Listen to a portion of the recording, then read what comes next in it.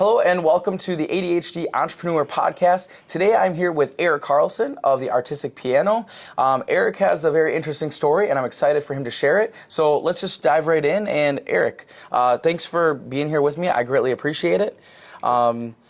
Tell us about your story. Like, how did you get into the piano business? Absolutely. It's pretty weird, isn't it? It's like just thinking of a piano store in a small village is mind-boggling. So I'm definitely interested to hear how this all works. Well, first of all, thanks for having me. Thanks for coming to our store. And yeah, I'm excited to be here.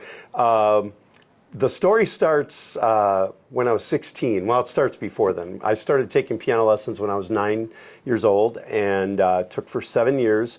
At the time that I stopped, I was doing more trumpet. So I was practicing quite a bit on trumpet, so I had to stop piano lessons at that time. And but for my 16th birthday, my dad surprised me with some piano tools.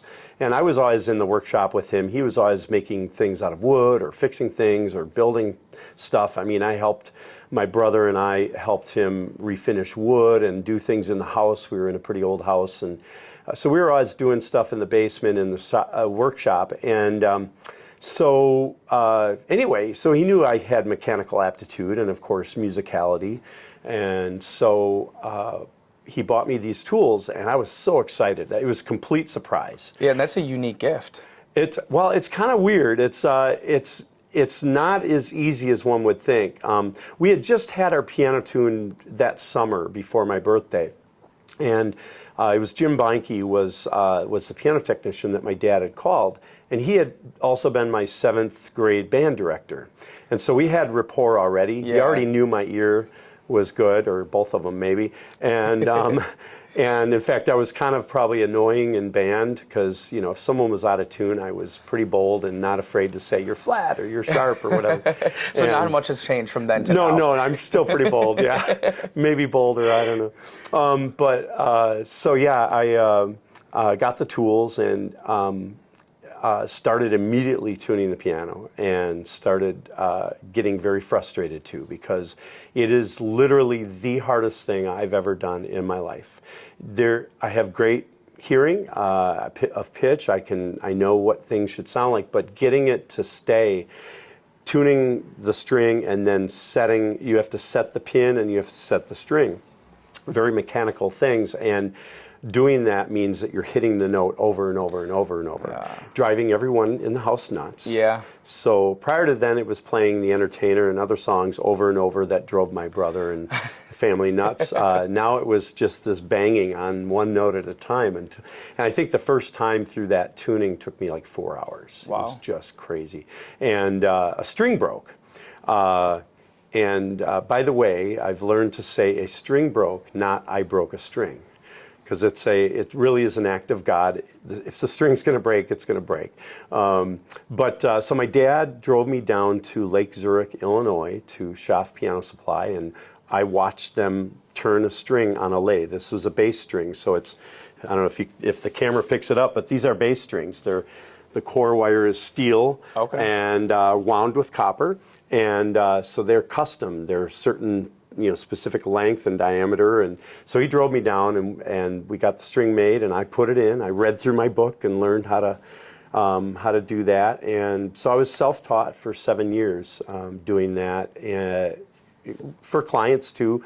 Eventually I got, gutsy enough to start charging. And at first I just did it for free, for experience. How old were you when you had your first clients, even like not paid one? Oh, well, even when I was 16, that was my sophomore year at Park High School in Racine, and I asked the choir director, who was the music, he was the head of music at Park High School, if I could tune the pianos in the practice rooms. Oh, I mean, wow. They couldn't get any worse. Yeah, they were pretty bad. So he allowed me to do that, and I practiced during my lunch hour, even after school, wow. And just to get more experience, because we had a grand piano at home, but these were vertical pianos like this one. So just practiced on that, and little by little gained a little more proficiency and experience doing that, and was never really satisfied my whole high school career. I was getting better, but still my ears told me I needed to be better than what I was. And after high school, I moved out to Colorado for 4 years, and just to get away from Racine and away from home. And worked odd jobs the whole time, but I hitchhiked around, and there were no piano tuners for a 50-mile radius. Wow. And so I got a lot of calls. I put an ad in this is in the mid-'80s. I put ads in the phone book and in the newspaper, classifieds, and I got calls for tunings at ski resorts and other places, and private clients. And how old were you at this time? So I moved out there when I was almost 19. Okay, so right still after a my teenager. senior year. Yep. Yeah. And did it. I was out there until '88, so I would have been 23 when I moved back ish. At that point, I'd been tuning for 7 years, and I felt very proficient. Like I had gotten enough experience out there doing it, and felt pretty good about the quality of my work. I didn't have a lot of technical experience other than tuning. I could do some repairs and adjustments, but had never had any guidance from anyone else. Wow. So there was a gap. And back then, too, it sounded like there was necessarily Google or YouTube that you could go out there and just There was no internet, no YouTube, like how we go on YouTube now. And if I need to know how to do something, not so much in piano technology, but in other things, editing videos or doing something, I just type in and, Final Cut Pro and, ask a question and it just spits it right back. Exactly. And that's how a lot of technicians now are learning that way through either online courses or whatever. So. And I think we take that for granted because it hasn't always been that way. Yeah. I mean, the way that you learned, so many people nowadays probably would not be able to learn. They probably would have given up much sooner than what you did. Yeah, I think so. I mean, it is a very frustrating thing at first to know that how I want it to sound, and I can't quite get it there because I didn't have the technique and experience. So there is quite a technique behind it, and so it's equal parts having good hearing and equal parts having good mechanical skills and ability to set the string, set the pin, and so yeah, it's just kind of interesting. But. Definitely. So then you came back to Wisconsin. What happened then? I didn't know what I wanted to do. I thought, well, maybe I'll go to school for music. I had dabbled in composing. I thought, well, maybe I'll be a music teacher. I didn't know what I wanted to do. Never thought that I would have a full-time career in tuning or repairing pianos.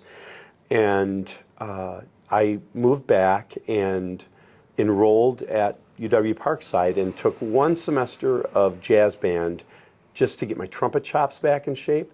But I immediately started tuning part-time for Billings Pianos in Racine. They had a Racine and a Milwaukee store, 2 Milwaukee stores. And started tuning part-time. They would pay me $10 per tuning, for floor tuning. Wow. And at that point, my tuning time was about 2 hours. Oh, wow. So I cut it in half, and the quality was pretty good, but I was still taking way too long. That's pretty. I mean, there's 225 strings, so. But you're making what, $5 an hour though doing? Oh yeah. This is in 1988. Okay. So I mean, it was still more money per hour than working. I also got my job back at Piggly Wiggly when I moved back, which was like $4.10 an hour. Okay. Plus, I had to pay union dues. I was a utility clerk. Oh, yeah, geez. to bag groceries, you had to be in the union. Wow. I mean, how things have changed, right? So anyway, so it was better than that, and doing something I kind of enjoyed. And but little by then, I found out there was about a few months after I started at Parkside. So it was 1989, like April, I found out there was an opening, full-time opening for tuning pianos at the Milwaukee store. Okay. So I went and applied, and I tuned a couple pianos, and they hired me. So I dropped out of college after 2 months. I mean, it's just one class anyway. Yeah. I kind of, missed that. It was fun. I had a good time for those 2 months. But so I took the full-time job, and I was there for only 8 months. I was there only for a few months before I realized, okay, this guy is not going to give me a raise. He's not going to really take care of me financially. No benefits, nothing. That was, okay, so middle of 1989, I was getting $200 a week, and he expected me for 45 hours a week. Plus, I was driving to Milwaukee. Wow. Yeah, and so that was, that got old pretty quick. So back in those days, Jordan, you had to be in the phone book if you wanted to be a business. There was still no internet. Still no internet. Well, and back then, that's why a lot of businesses, they basically started their business name with like a number or an A. Or yep. things like that, just to get to the front of their category. There was actually a AAA piano service in the phone book in Milwaukee. Yeah, that's what it was. Like now it's all about search terms. Back then it was about being in the front of the phone book. Yep. And being Carlson, I was still pretty far forward. So I called it Carlson Piano Service at that point. Well, and what happened was the phone book came out for Racine and Kenosha in February, March. So you had to get ready for your advertising in October of the previous year. Oh, okay. So I'm only there for 6 months, and I already knew I'm not going to keep working here. I had business cards printed up, invoices. I was already moonlighting, and he was very clear, no moonlighting, although I never signed any non-compete, or he never made me sign anything. But I started moonlighting. So I was supposed to be there by 10 a.m. I was tuning a piano at 8 a.m. before I go, and I was tuning one a little after 6 p.m. I was working my tail to the bone, just building up my own business and building up my network and gearing up for going out on my own. And so I got the phone book all set up in October of '89 and I figured, well, I'll just quit like in, phone book comes out, maybe I'll work for another couple months and then I'll quit. Well, January of 1990, he pulls me in the office. He's like, we're reorganizing the business. We aren't going to have hired technicians. It's all going to be subcontractors. We've got what we need. We won't need you anymore. This is like the January 15th, if I remember right. Meanwhile, I had been in talks with the owner of Bradford's Pianos, who also had a Milwaukee and a Racine store. And but he, in his head, thought he was going to hire me as an employee. But all the time, I was just talking about being a subcontractor. And they needed someone. So I literally drove, on the way home from Milwaukee, I drove down Highway 20 into Racine, stopped in at Bradford's Pianos, and said, okay, I'm all yours. And from the time I became self-employed, and by all yours, I mean subcontracting, I'll do whatever I can. So same deal, $10 per floor tuning. And then, but when they sold a piano, they were selling a lot of pianos in the 90s. When they sold a piano, they'd give them 1 or 2 free tunings, and then they would give those tunings to me and pay me $20 for those, but then I got to keep the client. Oh, that's nice. Yes, that was really cool. And if I was in the store, even if not, and someone called in for a tuning, and since they didn't have their own tuners, they'd say, hey, Eric, call this client back. And so I would get all of that. They wouldn't take a percentage or anything. That's an awesome way to start building your business. In 2 years, Jordan, I had built up nearly 500 clients from that. Wow. Yeah, between that and other stuff. So you were working hard then. Oh yeah, that was full. I was full-time busy from the time I started, and it got to the point where I didn't have enough time to go in to do the free the $10 tunings. Yeah. And it was, but there were some things in that. So it was good. Number one, working at Billings for that 8 months I did, I met a gentleman, Bill Sells, who was the service manager. I learned so much from him. I learned how to restring and rebuild pianos in that 8 months. I learned how to regulate grand and upright actions properly and build on the skills I already had. And that 8 months was critical, really critical. And it made me just a better technician. And then, so then when I went off on my own, I joined the Piano Technicians Guild, which is they have a local chapter in Milwaukee. And I started learning from other technicians there. They have monthly meetings, and they do like technicals where they demonstrate different things about piano technology. That's really cool that they do that. I would never think that, because I know a lot of other industries, or at least industries I'm part of, they don't really have... Like woodworking, you do woodworking, right? Yeah, exactly. But they don't really have things like that per se, where you can go and be part of something like that and just kind of learn. At least not in person, not like what you're saying. So it's really nice. It's great. For a young technician, that's... Yeah, it was everything. And they have regional seminars, and they also have national seminars once a year. And regionals, I think they do once every quarter or something. And so there's so many opportunities to learn, and learn from your peers and other people who have been in the business for decades, So yeah, it got to a point where I couldn't tune anymore for them. But there was some other good things that came out of that.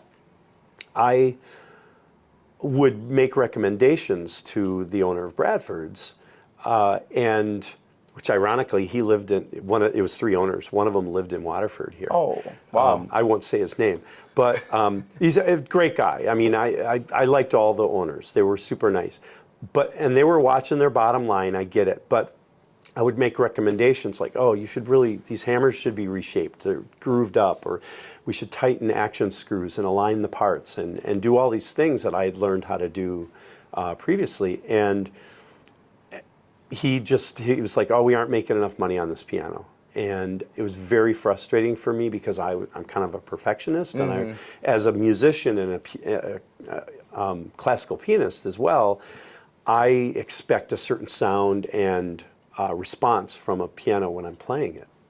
And when it's not that, it's very frustrating. And sometimes tuning pianos can be very difficult when they aren't in proper regulation, or when some of these things aren't done because they aren't responding even while I'm trying to tune. Yeah. So it's very frustrating. So I knew that if I ever, and I didn't know if I was going to have a piano store at that point, but I knew if I ever did, I would not run it that way. Yeah. And so true to this day, I mean, we opened a piano store in '93 in Racine, had some, okay success, but then expanded way too quickly. Yeah. And went into serious debt with that. And it was a pretty impressive store. The second store was 4,200 square feet. Wow. We had 1,000 racks of music on the wall. And I mean, we had several piano teachers, and there was a lot of cool things. But that year, the year after we moved there, went through a divorce and then wanted to spend more time with the kids. And then that just took the finances even further. And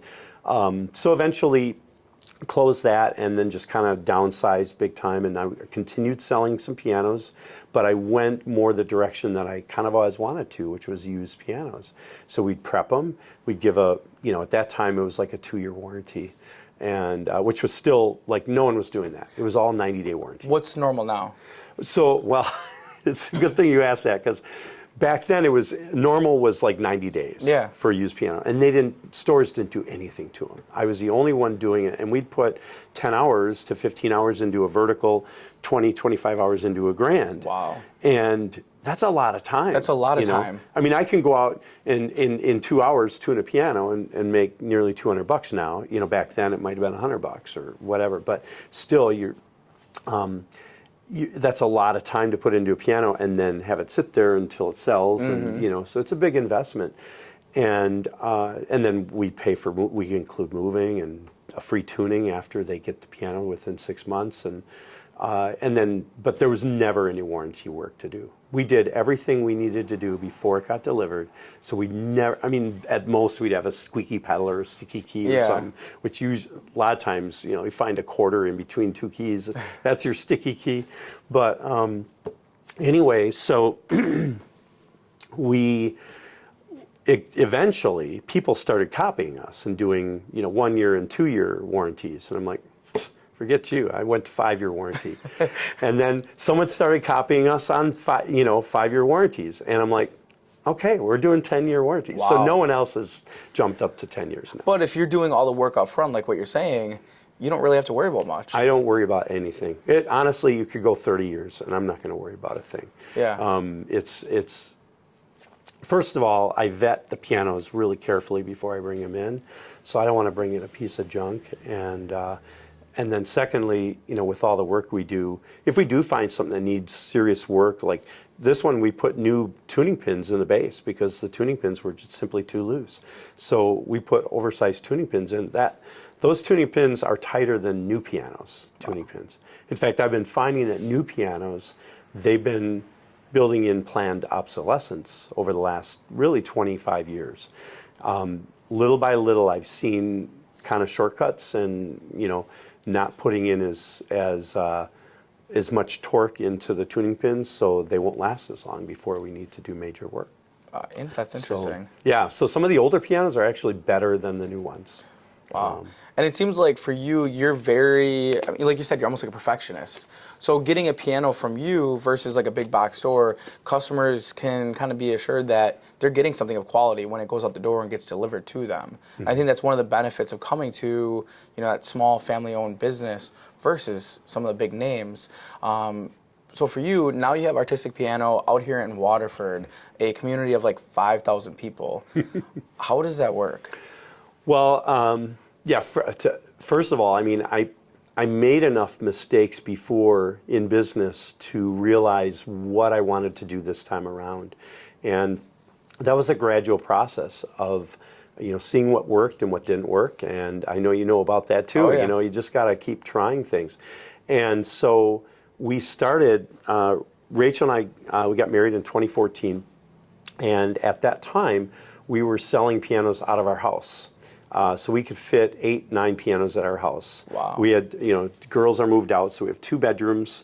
You have pianos in the bedrooms and stuff? Yeah. So we had two empty bedrooms, and we put like 4 pianos in each bedroom, and then $1,000 in the living room or something. Wow. And living room, dining room. So it was like a little crowded, and it drove Rachel nuts a little bit. I believe it. Yeah, but she, she's patient and was trusting, and so we do all the work there, and then people would come to the house. I'd just schedule them to come see the pianos, and I would put ads in Facebook Marketplace, and then I would just boost those ads. Is all I do. So the ad's free. You just put a listing on Marketplace, and then there were times I did paid regular ads through the business, but I found through my personal Facebook account that it just worked better to just post it. And then I put a big long description about what we do to the piano and the business name and everything, and put the phone number there, which you got to get creative with how you put the number, otherwise it blocks it out. So, yeah, we were selling out of there starting 2014, and then let's see, it would have been about 6.5 years ago or so that we then, our neighbors own a business over on Ela Avenue. And I was talking to them, and they're like, I'm like, I need some, additional space. We want to kind of grow this. And we had been looking, for retail space on Main Street, preferably Main Street in Waterford, Yeah. but looking all over and not really finding anything. And part of me didn't want to rent unless I was getting a really good deal. And the other big part of me was like, I just want to buy something, But wasn't sure if I could get Rachel on board with that just yet. But we started renting from my neighbors, and they would charge us per piano per day. So, because it would vary, we eventually grew it up to about 25 pianos there. Wow. And so they kept masking off more space for us. There were no walls. It was like their business, their warehouse area was all around us. Yeah. And we were kind of in the middle, of that. And piano movers would come in their front door, and or sometimes the side door in the warehouse, and because they have a front office. So, and then for a while we had one grand piano in their front office, it's an FAA certified repair site. And so they'd have FAA people and airplane people coming in, and, oh, wow, this is kind of cool, grand piano in your office. And so they had some stories to tell, but we were there for 2.5 years and grew the inventory. And then you know the story of how we got the building. Yeah. I mean, because you were going to buy this building. I was thinking about it, yeah. Yeah, for Kravings. And I'm thankful that didn't work out, because Yeah. I got the call from Tim saying, hey, you still interested in the building? And I'm like, heck yeah. So that was in like October of 2019. Mm-hmm. And then by December, we closed on the building. And we ran I didn't want to move all those pianos over. So we ran, and it's that time of year is really great for selling pianos. So we ran a store liquidation sale, moving sale basically, and sold as many as we could. I think we only moved 10 over here. And so we sold quite a few leading up to that. And I was still buying more as time was going on, but I'm like, we didn't take delivery of those until we could move them directly here. So you planned them perfectly. We planned them, yeah. And then now, luckily, they allowed us 5 days before closing, actually, to start moving in here. That's nice. Yeah, I was very thankful for that, because we closed, I think it was December 5th, and the very next day was December 6th was the Christmas parade. Yeah. So we were celebrating, in the front of our store. I had a spread of food and drinks and stuff, and yeah, so that was our first weekend. What would you say, kind of going back a little bit, what was that turning point from you're running a piano store out of your house to then going into a warehouse? Like, what was the turning point in your mind that you kind of made that decision of, we really need more space?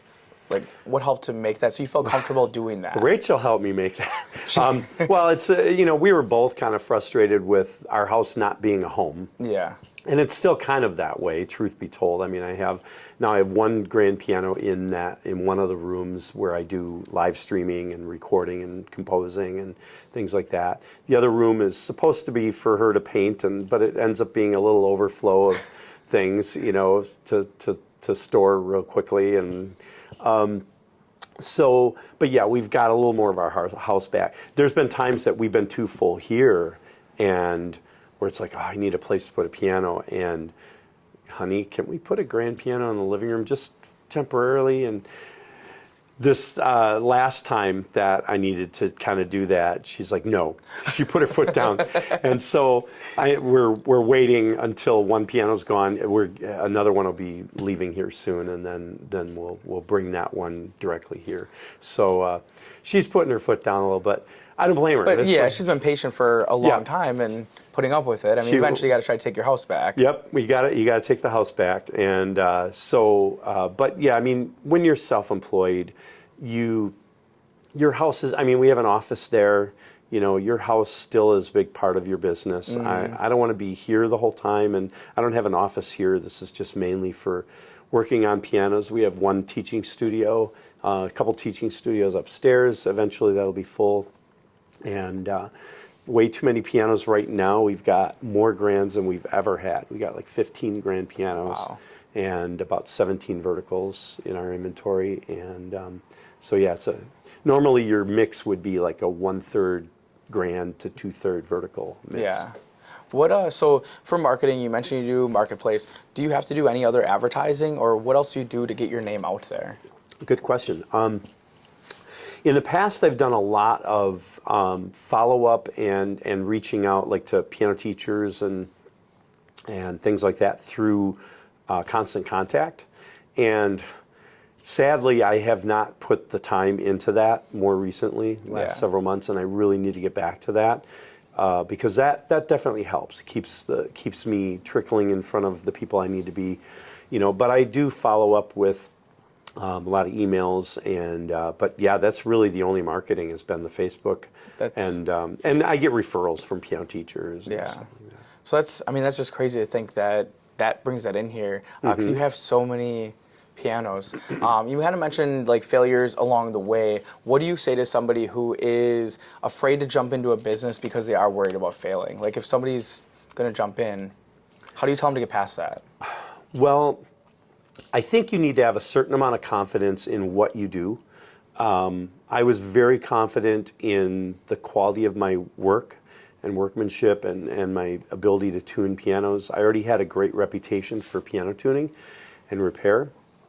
So that adds to a level of confidence, right? Yeah.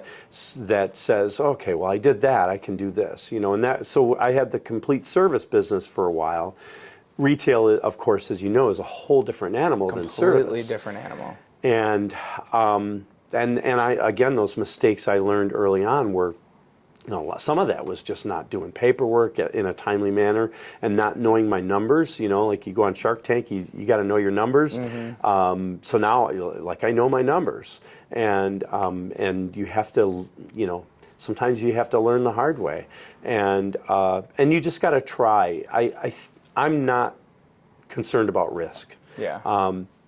I know that there will sometimes be some hard times. There will be times where, even here, even at the warehouse, we were taking our own money and putting that into buying inventory. So taking risks is something that has never bothered me. Some of that, with confidence of my piano tuning and everything, that helped. I knew that I could do that. And retail's a completely different game, as you know. Yeah. And so I made my mistakes in retail before, having too much rent expense, having too big of a store, being in a poor market in Racine. That was horrible. Oh, that'd be tough, especially with a product that's more expensive. Yeah, well, and I was advertising at that time in Milwaukee and Kenosha and Chicago and all over the place, and you had to do print advertising back then. And that's expensive. And in the 80s or in the 90s, and it was very expensive, and of course phone book advertising as well. There was still no internet, and it was very difficult, and so my advertising expenses were very high. And we even did TV and radio. Oh, wow. And we would do a special sale, remote sale, where we would, like we did. They do these college, sales, piano sales at a college, and so you move all your inventory to the college. We did Parkside, and you also bring in one whole truck, which is about 36 pianos, from the manufacturer. They kind of front the money up front, but you have to pay it back. And so, and like advertising, you're spending between advertising and mailing and all the marketing costs, about 17 grand for a one weekend sale. And that's 17 grand, not in today's dollars, that's 17 grand. In 1994 dollars. Wow. Yep.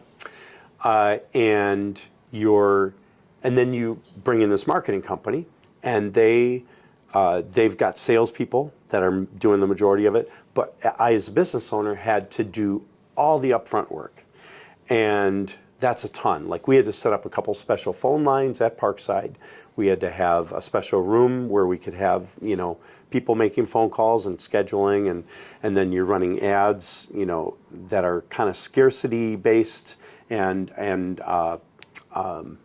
so like it says liquidation sale, must sell, or public sale, it said, so you had to, one weekend only. And you're taking on all the financial risk. You're taking on all the risk.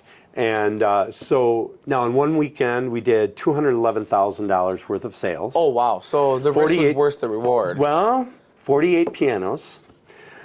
But when you figure it all out at the end, okay, we walked away with net profit of $30,000. Mm-hmm. That's all right for a weekend, right? Yeah. But what they don't tell you is that for 6 months from then on, your store is way more dead. Because you Because took all the customers. you stole from the future. Ah, okay. Because people were thinking, I might buy a piano, but I'm going to wait. You brought them all in earlier. Yep. Oh, this is a great opportunity. We better get in now. And you got them at a cheaper price also. Well, actually, the salespeople were selling them at more than what I would sell them in my store for. But they were taking such a high commission that when all is said and done, after all my expenses, I still, you end up, plus I'd put all this work into it, and the moving expense, and then the damage to pianos from the movers that weren't. My movers now are amazing. The movers I used then, not so much. Yeah. And so there was a lot of damage during either deliveries of the pianos or, you name it. It was just pretty bad. And so what I learned and I did one more sale like that the following year, and here's the difference. 38 pianos in one weekend, and we lost $5,000. So you put all that work in, you sell all those pianos out of the marketplace, and you lost $5,000. That was the beginning of the end. That was in the fall of '95. Wow. So that's what led to me like, okay, I'm done. I'm not, and it took a little while for that realization to happen. But these are all mostly new pianos. So I learned a lot of cool things from that. I learned a lot about marketing. Yeah. There were some good things, So I don't have any ill feelings about that time. Everything that happened, good or bad, has led to where I'm at now. Well, it's all lessons too. It is. And I think that's the biggest thing about failure that people have to understand is that, in that moment you failed, but if you can learn something out of it, it's going to help propel you in the future to be better than what you were. Right. And that's where I think a lot of people kind of get stuck up on that. They're like, I just don't want to fall on my face. Well, you just get back up and keep walking. Absolutely. That's all. And it I did is. allow myself to stay down for a little too long, honestly. And if I had any advice for anyone who falls in business and just comes on hard times, just get back up and do it again faster, because and learn from your mistakes, of course, but don't let that stop you. Yeah. And I allowed it to stop me for a while and play kind of easy for a while, and which might be understandable to some, but looking back, I allowed a lot of valuable time to get wasted in the process. So when we were doing this in 2014, it's like, we're doing it, Yeah. And then when the building came available and we moved in here, it's just it's been great. I mean, we draw from really like about 90 miles radius. And no one is doing what we're doing. That's why it works, because Yeah. it's a niche market. So then there's great piano stores. We have good relationships with all the piano stores, but they sell mainly new pianos, and they'll bring in trade-ins and they'll sell their used pianos, but most of them are not the caliber of what we have. In fact, they refer people to us. They'll call me and they'll say, "Hey, what do you have in this size range or brand or model?" And sometimes I have it, sometimes I don't. That's really cool. And I refer people to them. It's like, yeah, I don't have what you're looking for. Call Ellen at Heartland, or Yeah. call Dave at Halbert Piano or something. And those are the two main companies that I'll refer people to. And that's almost the importance of developing business relationships with other people within your niche or within your industry. Instead of looking at everybody as, big, bad, evil competition, you guys are able to work together because you guys are different enough, but able to also help customers in the process. Yep. And we do compete a little bit. I'll every now and then I'll be talking with Ellen or whatever, and she'll be like, "You stole a sale from me," and I'll say, "Yeah, but you stole that other one from me," because we do cross over a little bit. My high-end stuff is still way less than some of their lower-end stuff, but it's pretty close. But it's healthy competition, though. It is, and we laugh about it. Yeah, and that's good. That's fun. That's what I think a lot more business owners need to try to do, because it's going to help them in the long run. Yeah. So one of the things I think business owners have a hard time doing, when you work for somebody, you have somebody there constantly to kind of hold your hand and tell you what you need to do. As a business owner, everything we do, whether we're doing nothing or we're doing something, it's 100% on us to keep our own selves on track. How do you do that with you have a lot of different things going on with this, with your music? How do you try to stay focused? How does that work? That's a great question, Jordan. I struggle big time. Yeah. Like you, I've got ADD or ADHD, and so it's easy for me to get distracted. If anything, though, I am older than you, and over the years, I've stopped myself, for better or worse. Sometimes I think for worse, like, oh, I better not go for that.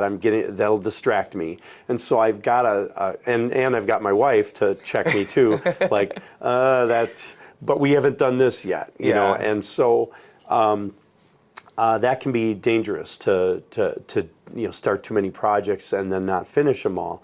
And that's always been a theme in my life that I've struggled with. Yeah. And so I've learned to just wait sometimes and try and finish one thing before going on to the next thing.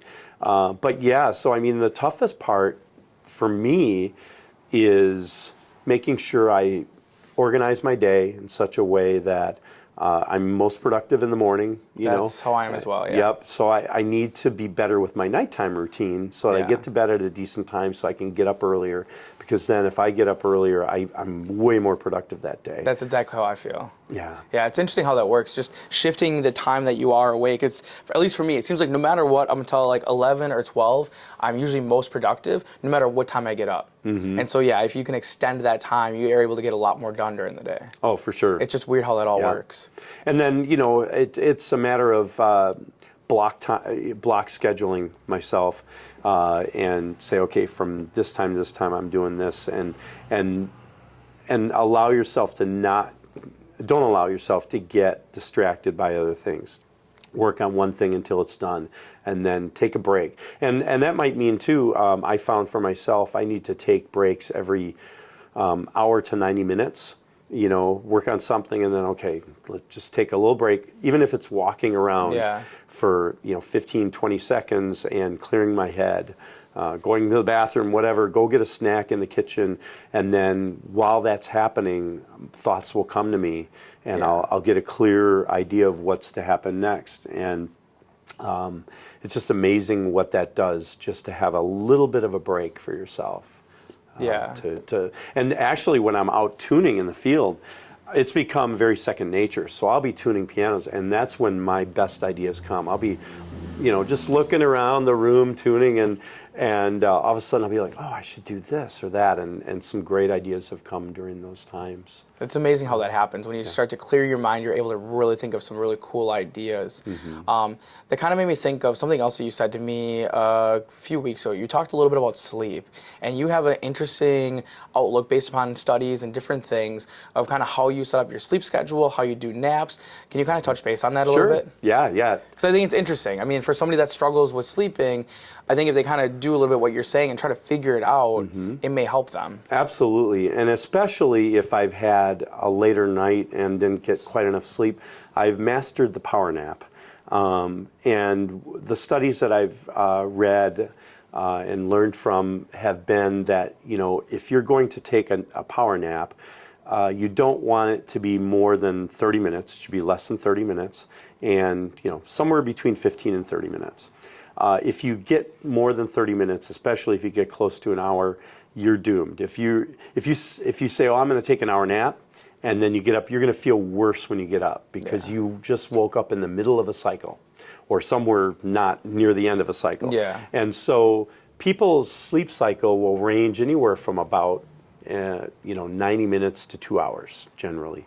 And so I've discovered that my sleep cycle is about an hour and 40 minutes.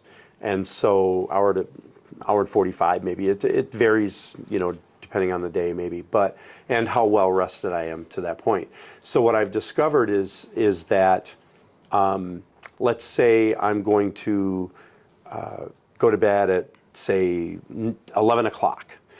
And let's say I need to be somewhere and get up at a certain time, which is not going to allow me to get my 6 hours and 40 minutes of sleep, which is 4 full cycles of sleep. And it would mean that I can only get 6 hours of sleep.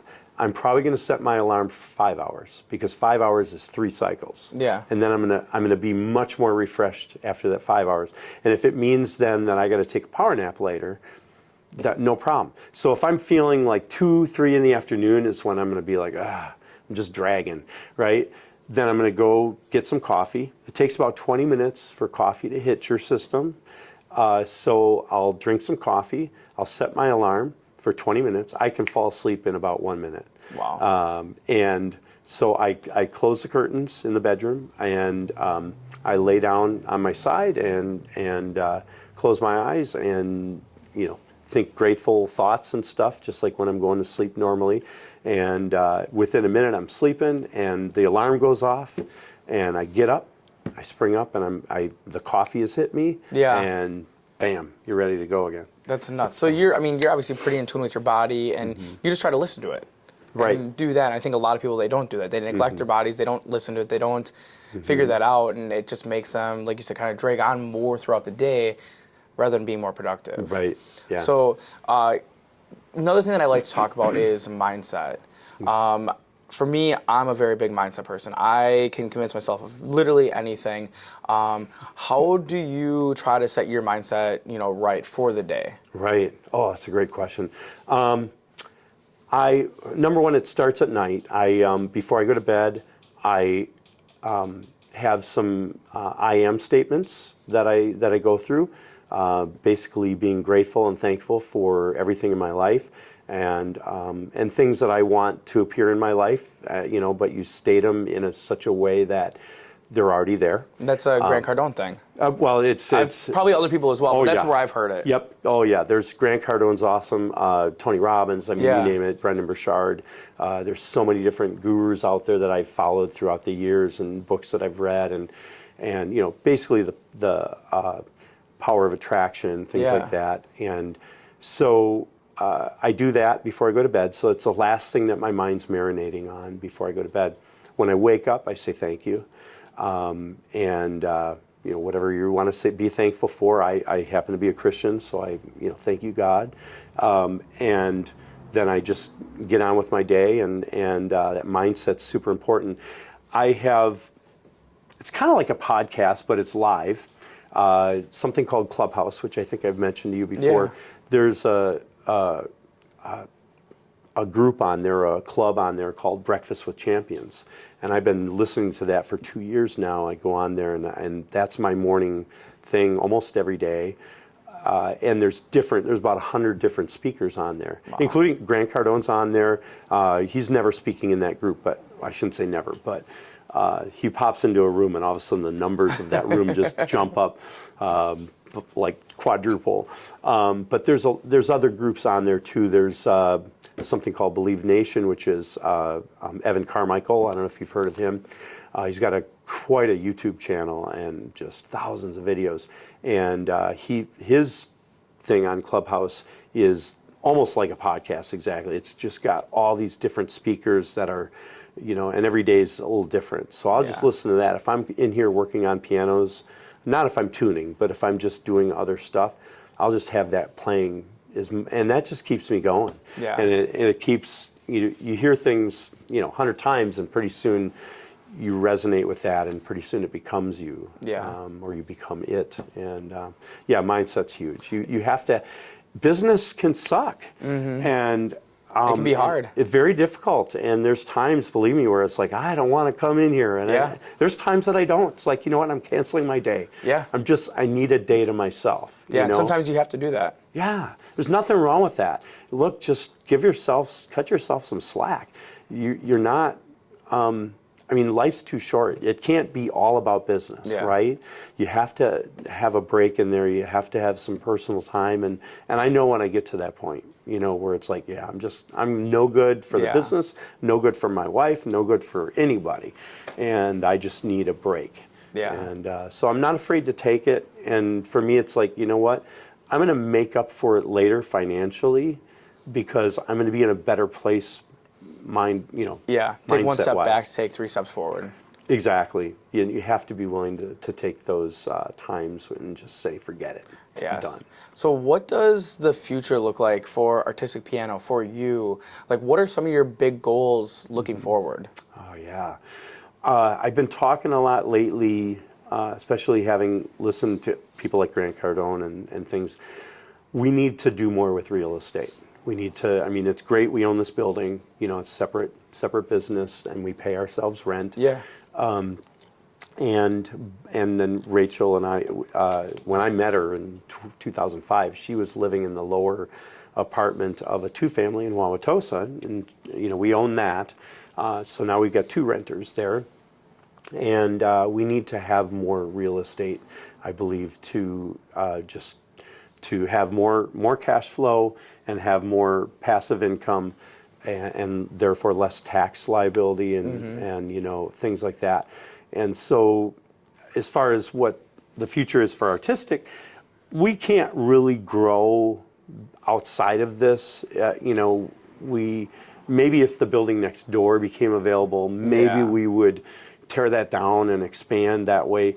We've got a great renter in Kathy with KK Photography. God forbid if she ever left and did something else somewhere else. We would wish her the best, but we'd probably expand into that if we needed more space. Yeah. It's hard to say. It's a comfortable level where we're at now.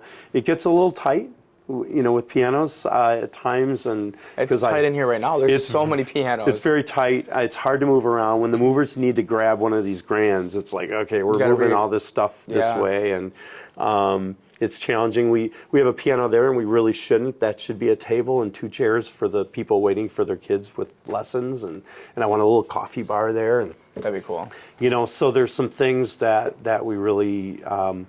I would like to do to make the store a little bit more, a little less crowded and look a little nicer that way. Because when it's crowded, it's hard to even work on the pianos. But what about Eric's Cookies? I don't know if you want to talk about that or not. Yes.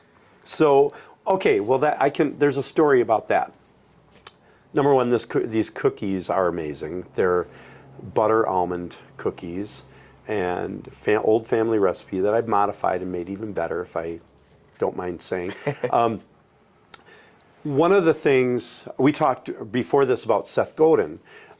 He has a book called Purple Cow, and in this book he talks about being remarkable. Being remarkable simply means that you're doing something worth remarking about. So one of the things we do, spoiler alert, when we sell a piano, they don't know it's coming. But with the piano comes this gift bag.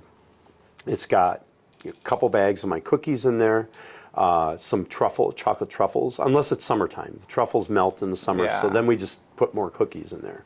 And then we also have a couple bottles, the key cleaner and the polish for the cabinet, a couple microfiber rags, and branded pencils, and one of my CDs is in there. And so this is like worth $50 or more, So that comes, they don't know it's coming, so they're all excited. They usually send a message saying, "Thank you so much. I wasn't expecting that." So it's really cool. So these cookies have become kind of famous because I bring them to all sorts of events. I bring them to the village where Rachel works, and everybody there loves them. The DPW guys are like, "When are you bringing more cookies?" And whenever we have events here, like wine tastings, we have our cookies out for that. So a long time ago, probably 2011, I bought a domain name, ericscookies.com, with the idea that someday I'm going to market these. And I haven't gotten around to that, but I really do believe there's something special. Yeah. Need to figure out packaging. I mean, you've gone through all of this stuff with that, and so I know it'll be a challenge, but because these are very fragile, they'll break into crumbs, But yeah, my goal would be to eventually have ericscookies.com, and maybe we start out just putting them in coffee shops locally and baking them ourselves, and eventually probably getting like O&H or some other big company, commercial baker to do that and pack them, do a co-packing thing, and because I don't want to be baking cookies in the cookie business.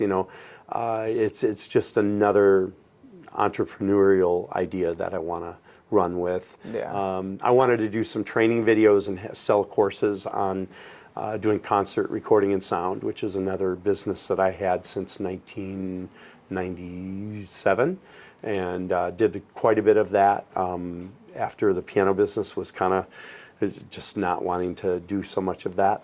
What's stopping you from doing those courses? Myself, if I want to be really honest. Yeah. Time.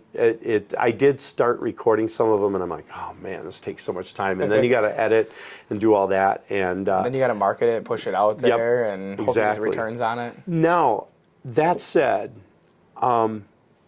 since the pandemic happened, if you want to call it that. Yeah. I know we both agree that it's not quite that. But anyway, since that happened, which is 2020, I started doing regular live streaming. Yeah. And invested in some more cameras and a switcher and Final Cut Pro, I already had that, but some streaming software. And I did hundreds and hundreds of concerts since that time. So I've gotten way more comfortable on camera, and with not needing to edit things, and just going with, if you make a little, flub, whatever, who cares? Just keep going, And so now I feel like I'd be able to produce that course much more quickly. Yeah. And it's still relevant. Oh, it definitely is. Yeah. So it's just a matter of just doing it is probably the hardest part right now. Find that time and. The big thing that we are missing right now, which has really stopped me in my tracks, is we need a full-time piano technician out in the field. It's way too hard for me to manage both the store and that. And at various times we've had mostly subcontractors doing that, but now we're without, we have a couple subcontractors still, but we're limited on how much time we can have with them. And so it's still not enough. We really need a full-time guy or girl to do the piano tuning in the field.